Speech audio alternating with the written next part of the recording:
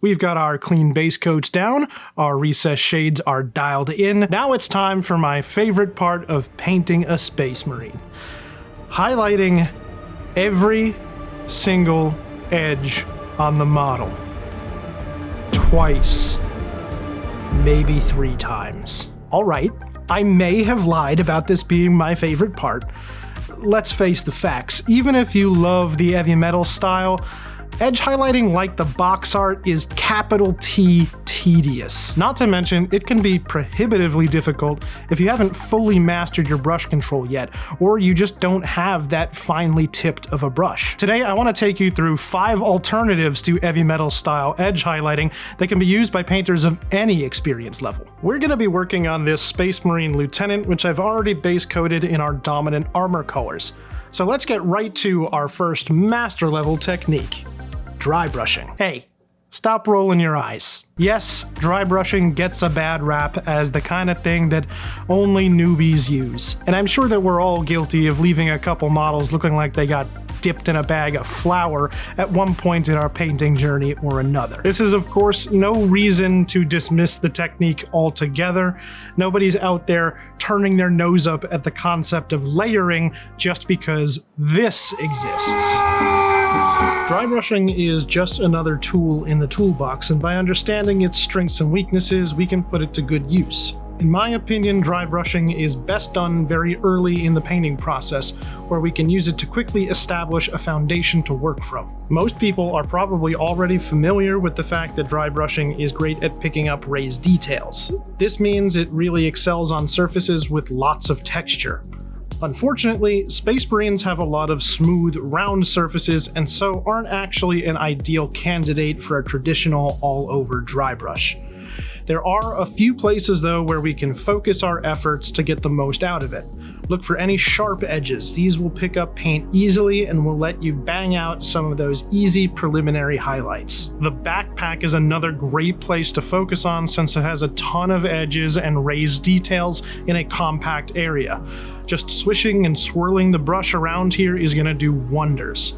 Remember to keep a light touch while doing this. You shouldn't need too much pressure for the paint to come off.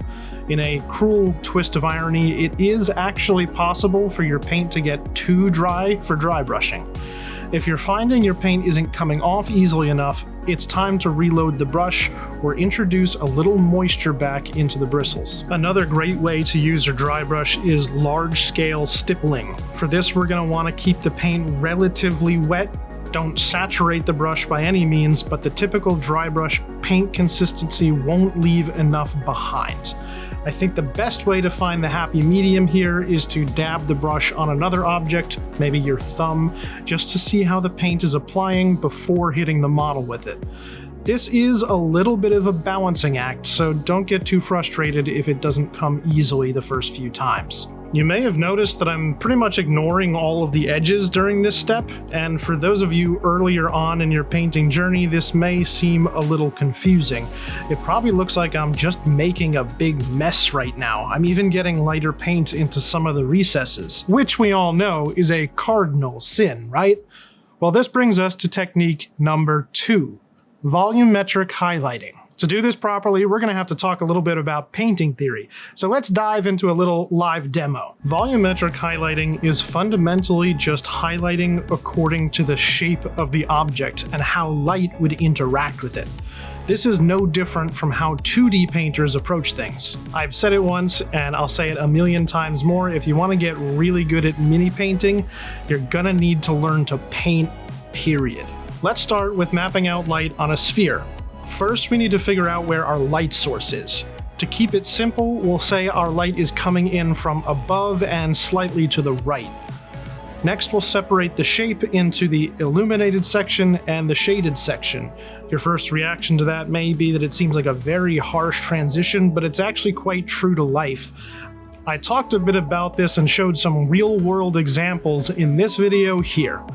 We can now move on to building up towards our brightest highlights. For a sphere, we can just use concentric circles. This is an example of how the underlying shape determines where you should place your highlights. If this were a more oblong shape, we'd want to be doing oval-shaped highlights instead. This is looking about right to me. How bright you go with your highlights is going to determine how shiny the surface is going to look. We're not doing non-metallic metal or anything here, so we don't have to go crazy. Lastly, I'm going to just add this dark line here to represent our deepest shadow. I'm not going all the way to the border though, because objects in the real world will often reflect a little bit of ambient light on the edges. I haven't done any blending yet, so most of the transitions are very stark. But if you squint your eyes, the light placement is convincing, and that's 90% of the effect done. Most high-level painters use some variation of this process called a value sketch to get their color and light placements done in just a few layers. Then you can come back in later to do the blending. I'll just take a few seconds here to do just that, and boom. Much faster than attempting 1.5 million glaze layers going all the way from darkest to lightest. I want to wrap this up by quickly repeating the process on a cylinder. The principles are really exactly the same, but again, the underlying shape determines the light placement. For cylinders, you're going to get bands of light running along the curved edge, just like this.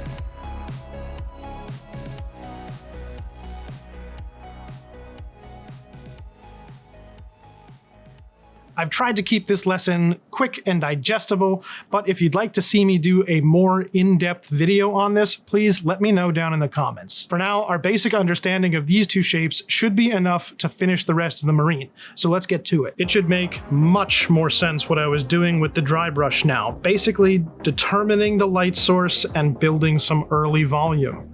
Next, I'll hit it with a quick wash just to help redefine some of the recesses and smooth out some of the imperfections from the dry brushing. From here, I'll be moving to a traditional brush to build up the rest of the highlights. I'll be doing my own version of a value sketch here, but instead of using flat layers, I'm doing scratchy brush strokes and stippling. This will help give a bit of perceived texture to the surface, as well as make the transitions a bit easier to blend later. For this step, you can decide for yourself just how far you want to go with building up that texture and how smooth you want your blends to be, but getting the light placement right is really the most important part, so make sure that that is correct before you move on. For me though, I'm a little insane. I love spending hours upon hours perfecting the tiny details, so I'm gonna really go for it.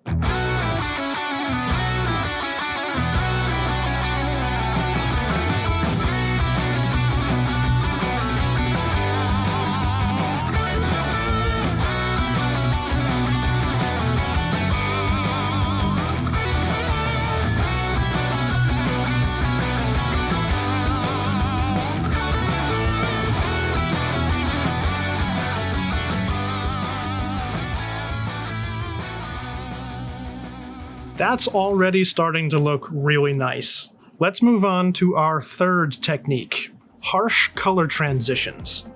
Certain parts of the model have hard, almost 90-degree edges, and one of the easiest ways to define these edges is to paint the surfaces facing towards and away from the light source in significantly different colors. This rapid jump from light to dark will create enough contrast to define that shape in an easily readable and realistic way. There are many areas on the model where this will work. The knee pads, the edges on the pauldrons, the ridges on the breastplate, just to name a few.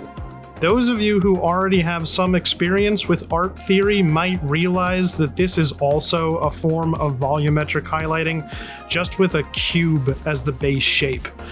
I figured that it was worth separating this out from the previous step because they are rather different from each other.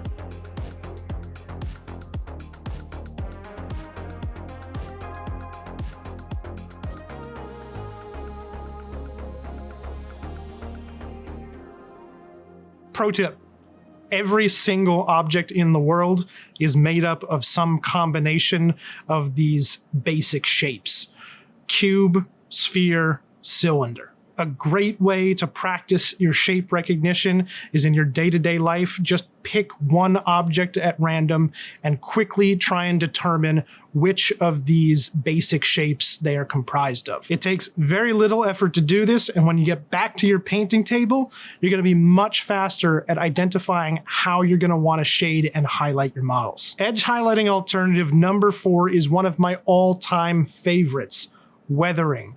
If you're a fan of Trovarian, you've probably heard of this method before, but it is so good that it bears repeating. Replacing your traditional edge highlighting routine with weathering is powerful for 2 reasons: realism and ease of use. Materials in the real world are virtually never free of some kind of wear and tear. This doesn't mean that you have to go super grimdark, extreme battle damage all the time. Just some subtle scratches here and there, a dent, some dirt, discolored or worn out cloth. All of these things add a level of verisimilitude to your models. Great SAT word, by the way. And this method can be adapted for styles other than hyperrealism as well. Considering how the materials that you're trying to paint will react to their usage and their environment will help the miniature worlds that you are creating feel lived in. And that is why it is one of my favorite parts of painting. It's also way easier than attempting to do 2 to 3 layers of increasingly microscopic and perfectly even lines. For armor, like the Space Marines here, the way to approach this is to choose a lighter and less saturated version of the base color to serve as your paint chipping color. For this gray armor, you could totally just use a light gray, but I actually went for a light tan to help it stand out just a little bit more. Don't go too light though. If I had used white here, it would have been a little bit too jarring and felt unnatural. Now we're just going to go along the edges of the armor doing a light tapping and scraping motion with our brush. This way we can create both chips and scratches in the armor at the same time. Decide for yourself just how damaged you want the armor to look and adjust how much coverage you're going to do for this step. You could focus on just the areas that are likely to be banged up the most, like the corners or surfaces near the joints, or you could go pretty wild with it and beat the hell out of the whole thing. I'm taking a middle ground approach here. It is important to note that if you want to go for a more battle-damaged look, you'll need to come back in for a second pass with a very dark color to show that the damage is extensive enough to reveal the metal underneath the scratched paint. You can absolutely use a dark metallic for this step, but I love a little Rhinox hide mixed with black for an aged steel kind of look. You may also want to consider adding a little rust and grime at this stage too if you really want to go for that grimdark style. I have an exclusive tutorial video on weathering up on my Patreon right now, so if you're interested in learning more about that topic, consider checking it out. The link will be in the video description. You can see that we're really getting some great edge definition going on, and this is starting to look like an actual suit of armor that has seen some action. Now we come to our final heavy metal style edge highlighting alternative, which is, and please don't form the angry mob just yet, edge highlighting. Yes, I know that's a bit of a bait and switch, and I am sorry, but the truth of the matter is sometimes edge highlighting is the right tool for the job. We're working with some really tiny stuff here after all, and a nice bright line is a powerful tool for visibility. The key, however, is to use it sparingly and in conjunction with the other methods that I've talked about in this video. The eagle-eyed among you may have already spotted that I did a few strategic edge highlights earlier in the painting process, mainly when I was doing the volumetric highlights. A prime example of this is on the left leg. You can see in this clip that I hit this edge with a highlight, but I did not go fully corner to corner. I tried to keep the edge highlight consistent with the light direction and the other volumetric highlighting that I was laying down. This is what I mean about letting your edge highlights work together with your other techniques. The moral of the story is be picky about where you apply your edge highlights for maximum visual impact. It's also worth noting that for really small details like the segments of armor on the hand, there's not much room there to do anything other than edge highlighting, so that's another great place to focus your efforts. Highlighting only the edges that would actually be directly receiving light, and also making sure those highlights get more intense where the brightest reflections are. Keeping your edge highlighting constrained and targeted will go a long way in cutting out the tedium. Are all these alternative methods going to be significantly faster than replicating the GW box art style? Not necessarily, but in my opinion, they're a lot more fun, and they produce results that are much more painterly. It's up to you whether or not you consider that a good thing or a bad thing, but I like the depth that it adds. Obviously, there's significantly more work left to do on this guy before he's done. If you're interested in seeing me paint the rest of the model, check out my Patreon, where I will be posting focused tutorials for the plasma pistol, the power sword, and the freehand work that I did on the tilt shield. But I won't make you wait to see the final results. Roll the tape.